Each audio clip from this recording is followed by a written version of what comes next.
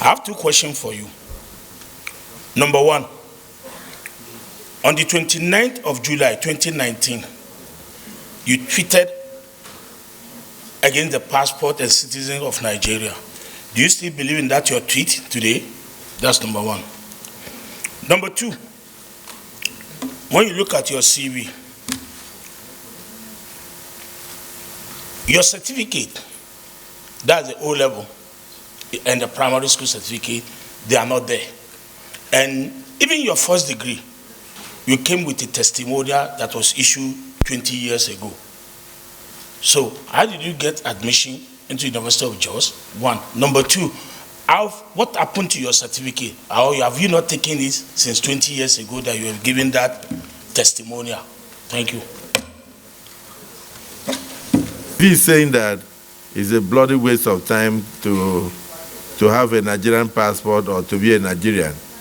So coming here, it's possible that he may not even be here as a Nigerian.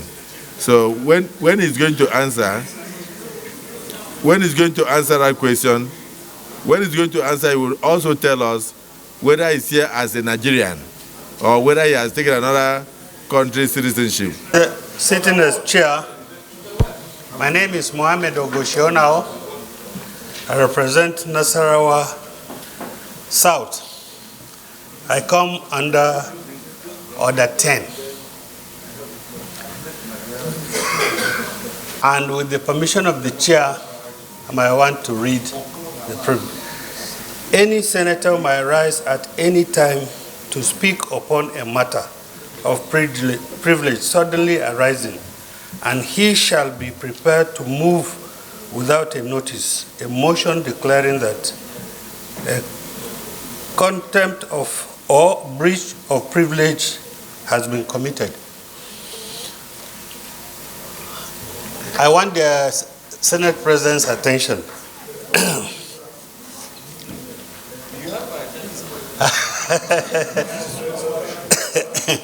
Sir.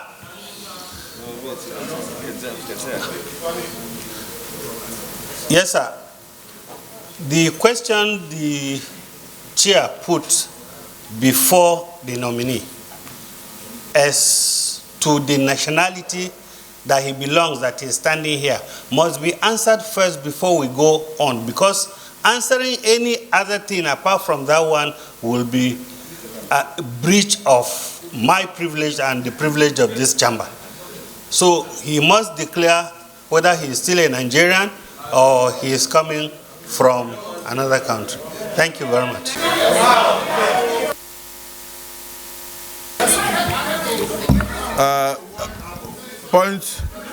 Point of order is sustained. Nominee, please go ahead and answer the question whether you are still a Nigerian and whether the tweet came from you. Then from there we proceed. First, I want to put on record that we are very happy for discovering talents like you and bringing you to the fore, and particularly for giving the opportunity to very young people. If it's something that you did because you were very young, and now you are getting a bit older, you let us know. And if you are still a Nigerian, let us know. But we believe you have impeccable credentials, and that we are very impressed that young people are being given opportunity to join this government. So don't get us wrong. We just want to know whether you are from Sierra Leone or some other place, since Nigeria is not good. Please go on. Thank you also for bringing up this issue. Distinguished Senator Buhari, I'm going to ask that you please listen to everything I say as if I'm your son, because I will speak from my heart, and everything I'll say today can be proven. I've spent the last 15 years of my life going all across the world, looking for people to support young people who believe they can use technology to help lift this country forward. I've done this in so many ways, very loud and subtle. One of the most subtle things I've done is that since founding my company, we've opened now in 4 countries. And every time you get to the lobby of our office in this country, you will see an artwork there. And embedded in that artwork is the flag of Nigeria. Embedded in that artwork. If you go to the Kigali in Rwanda today, you will find that.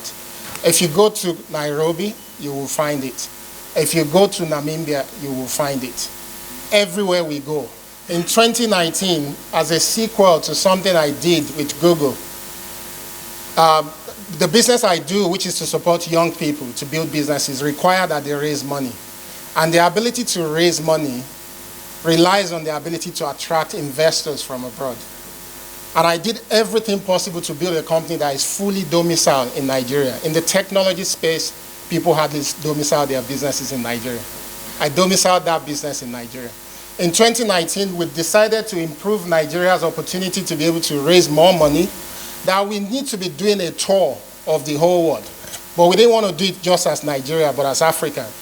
So I opened up 15 slots. This whole trip was paid for by Google. Nothing came to my pocket. We gave about 8 slots to Nigerians. Because I have a second citizen, which is a British passport, I was in the UK, and I was trying to apply for my Chinese visa because I did not need visa to every other country. I got to the embassy, and I was told that it would take me 2 days to get my Chinese visa. I was excited. And the gentleman said, "What do you do? Where's your pay slip?" I said, "I run my business." He says, "We have to see your bank account statement." I said, "I'm happy to provide it, but my business is fully domiciled in Nigeria." The moment I mentioned Nigeria, the gentleman said they have to do a special check on me, and it was going to take minimum 2 weeks. In anger, I tweeted what you read, which was paraphrased wrongly. One, I've also been given a taste of what young people have been doing to all of you as well, which is the tweet you read is just the first part of that tweet. The second part specifically mentioned that for us to lift this country up, we must find a way to correct our image, to project positive image. Because I don't want my 2 young girls to grow up because they're going to be proud Nigerians. I don't want them to grow up to experience the same thing. This is something that can be proven. What they've given to you, sir, is just a screenshot of the first one, which is convenient. I'm very passionate about Nigeria, very. As I'm standing in front of you, I've just closed a business that I've been working on for 2 years, which is going to support 36 Nigerian entrepreneurs with 65 million naira to build technology that's specifically focused on education. I do not do this because of my pocket. I'm standing here with you today because people know me for the work I've done, not because of my father or mother, because they're both late. I do not have political connections. I am extremely passionate about Nigeria. What it takes for Mark Zuckerberg to say I'm going to Africa for the first time, and before meeting anybody, it was me he came to, was a lot of due diligence on my passion and interest. What it took for the founder of Twitter to come and meet me as a leader when I wasn't recommended was for my passion and interest. And just a couple of weeks ago, when Mr. President was inaugurated, Bill Gates was in Nigeria to speak to the young people about the hope and opportunities that exist in this country. I was the one who hosted him. He was nationally televised. And he gave a lot of hope to our young people. I am not what is being represented online. I might have said things out of passion and support for young people. On this matter, lastly, because I support a lot of young people, we give them opportunity to come to Yaba to learn software development, to build businesses of their own. So I used to spend almost 30–40% of my time going to look for ways to bail young people out of police station because they were found with laptops in their bags. Not because there was any evidence to show that these people are fraudulent people. It was out of this anger and frustration. How can I be trying my best to uplift my country and I'm spending my energy doing things that is impossible? Lastly, I've worked with a lot of people locally as well, just to find so many resources and opportunity. I've worked with a very rich person here who's created a fund that is backing people in Nigeria and across Africa to do their businesses. I do not have stake in all these businesses. These are businesses that I truly believe will uplift the country, and that's why I do what I do. So Senator Buhari, please, I urge you that give me the opportunity to show you the entire tweet that has been passed on to you. That is not me. Image of Nigeria was being, ridiculed by international communities. But since then, that you have made efforts to correct the image. You brought Bill Gates to Nigeria. you brought sugar bar. That's the father of Facebook to Nigeria, and you are doing a lot of things to encourage Nigerians to go into the IT business and also to make money from there to sustain themselves. And you are very determined to make sure that your two children grow up to be proud of their identity as Nigerians, and that what you have suffered internationally should not be meted out to them, and that the image of this country must be corrected. And so when the president gave you this opportunity, you are very happy that this is now even a higher platform for you to come in and help to change that image, and also help to empower a lot of young Nigerians. Let me recognize another young Nigerian to say something. Senator Abu. I commended the President of Nigeria for nominating many women into his cabinet. He kept his promise. Most of these women, if you look at their average age, 39 years, average. If you put all of them together, divide their age, give it 37 to 39 years. A young man is also standing before us today. In line with Mr. President's promise to young Nigerians that he will be part of my government, and he brought a young man. Look at his dressing, Mr. President, green and white. That is Nigerian. He came with Nigerian flag because of his passion for this country. Mr. President will not lie to you. Let me speak in pidgin English. Sometimes this country, they choke. They choke us. Mr. President, a few days ago, I was coming back from Kenya on the assignment that this parliament sent me. When I landed at Addis Ababa International Airport, I saw Nigerians being hoarded by a corner. Denied flight. I came out of the line, and I asked the immigration people there, why are you keeping these people without them boarding a plane? They told me I should go back to my line. I removed my diplomatic passport. I said, I'm a diplomat. I want to know why they are not boarding the flight. The moment they saw my international passport, red passport, they directed me to a seat, and I sat down there. What I'm saying, I'm on live television. Some Nigerians were in that flight, and they saw me when I left my queue. And I found out what they did. And I told them, give me back these Nigerians, let me take them to my country and hand them to immigration in my country. Most of them, Mr. President, they were treated in such a manner because they are using green passport. Sometimes, when young people tweet what they tweet and they express their frustration on social media, I want you to know that we are doing this out of the love that we have for this country. Not that we hate this country. We have nowhere to go. This is our country. This is an orphan, without a father, without a mother, without a godfather, recognized by the president for his work and presented to serve. Most of these young people who are leaving the country, Mr. President telling them, come back. Don't be insulted us from America. Don't be insulted us from England. Come back to Nigeria, let's build this country together. And that's why Mr. President nominated him to come back home and offer this country. We commend Mr. President for the love that he has for youth, for women, and his vision for a new Nigeria. Colleagues, please, I beg you as a young person, when you see us sometimes you express passion, support us as your sons, as your daughters. Don't use our age against us. Use our age to see that we help this country. I beg colleagues, this boy is very intelligent. Take a bow and go, please. Me, that this Senate has been very kind to you.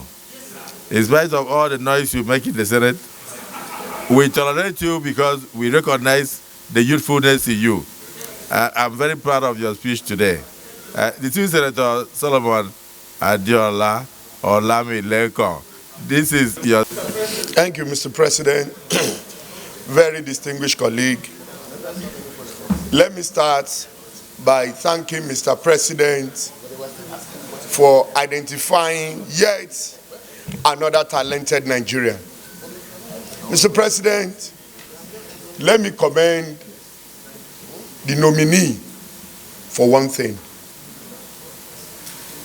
For the fact that he admitted that yes, that tweet emanated from him, and the intention surrounding that tweet was not in any way to disparage or destroy Nigeria as a country, but out of sheer frustration that he encountered in the Chinese embassy.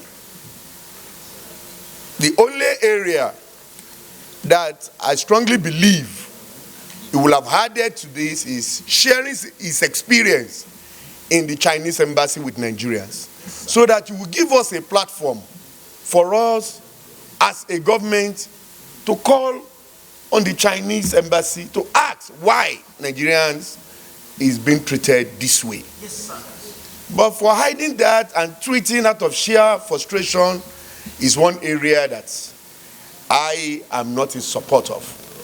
But Mr. President, distinguished colleague,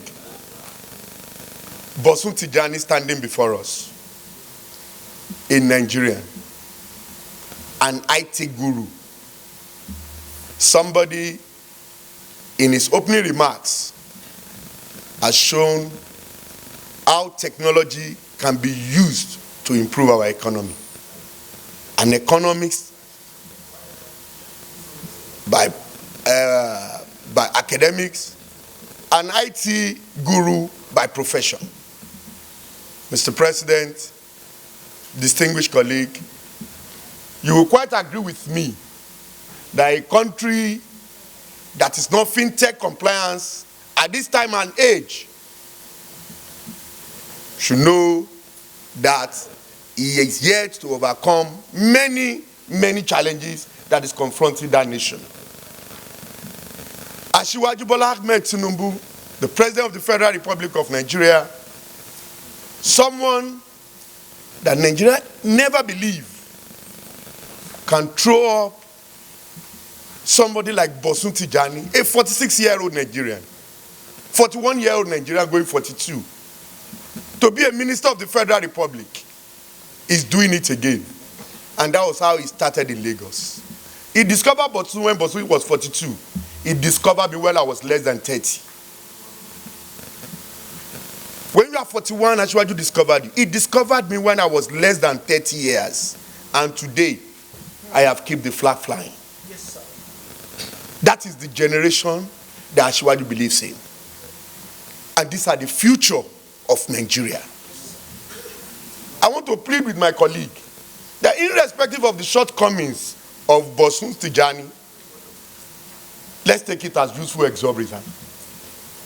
And he's here before us to tell us that he has the solution. He has what it takes to contribute to the development of this country.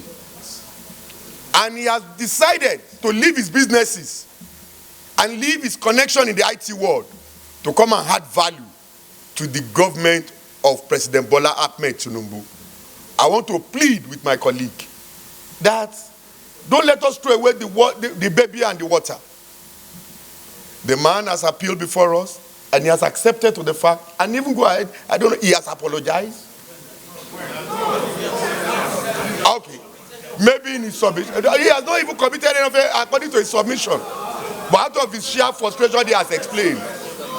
My dear colleague, I plead with you that to please, okay, I apologize on his behalf and say that we should allow Mr. Bosun Tijani, a born Ogun State indigene, to take a bow and go. Thank you, Mr. President.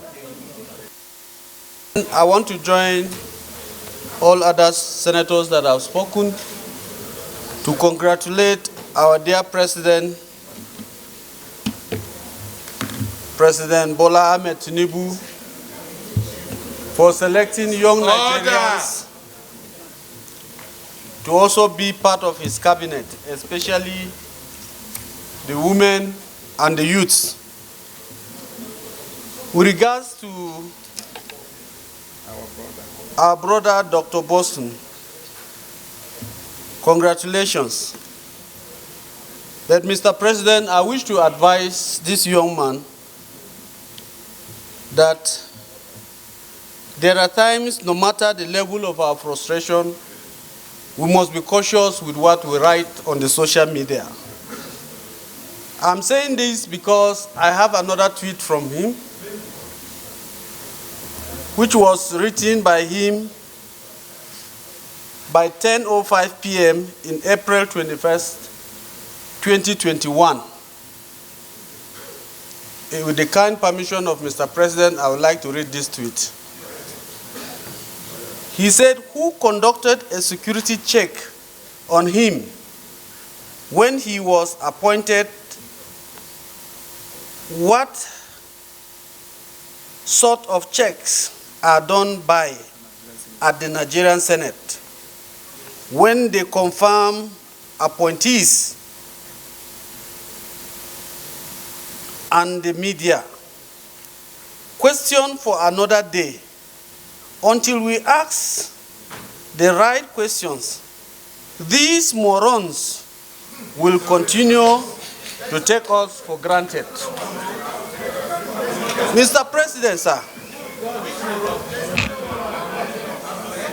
Mr. President, I want to